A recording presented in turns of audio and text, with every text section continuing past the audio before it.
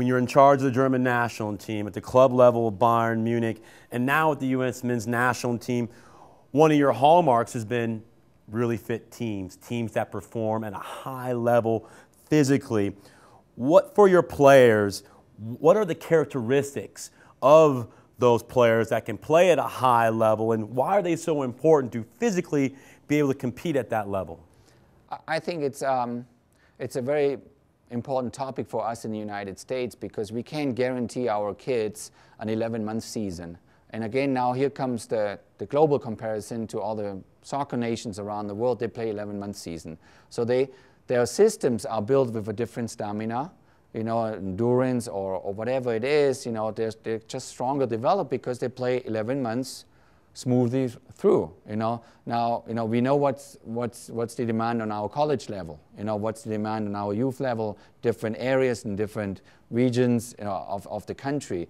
So if you want to be highly successful one day on the national team level, you know, you got to catch up with all the other teams in the world from the physical side, which is very, very difficult if your system is not developed over many years in a certain way.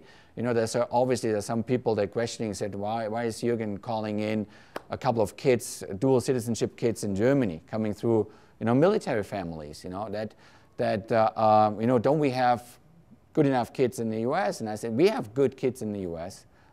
But if you have the comparison and you see some players like Alfredo Gonzalez or Fabian Johnson or Danny Williams coming through 10, 12 years of academy programs in a European country. 11 months a year. 11 months a year, then you will see the difference in their decision making, in their awareness, in their vision on the field, in many elements, you know. And it's not a negative on a kid here, it's just a fact. You know, so with fitness at the end of the day, and that's the funny thing, and I mentioned that before, Barcelona, they don't even talk about that, but they're just doing it. So they are far fitter than the other teams, because first they kind of run you into the ground, and then they play you into the ground. And so if you want to be, and I think that's experienced through life, if you want to be healthy, if you want to be aware, if you want to be alert, and mental alertness is a big topic in soccer, then you got to be in a very good shape. The moment you're not in a very good shape, you're getting tired faster, you start to don't see the whole picture anymore, and you get hectic, and you lose the ball, and you make mistakes because you're breathing too hard. So it's as simple as that.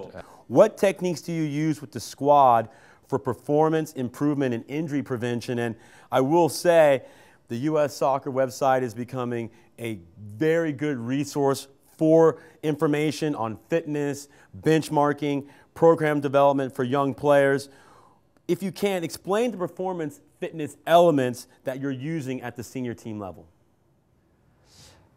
Obviously, that's a bit of a complex topic to explain it right here. I mean, we are very fortunate to have with Athletes Performance, you know, a partner on board that knows it all in terms of fitness, nutrition, lifestyle, and all the elements that players need to know just from a body and from a physical side. I think, you know, it's going back. I mean, if we go now into details, what the senior national team is doing is maybe not that informational. It's maybe more important to go back to the topic we had before and say, the more you play, the better you get. So your more training sessions a week you have, the more you kick the ball around, and even if it's just kicking it against the house wall or the garage door or whatever it is, the better you will get eventually. It's like if you spend 8 hours a day on the computer, you will become a real good computer freak. That's right. You know?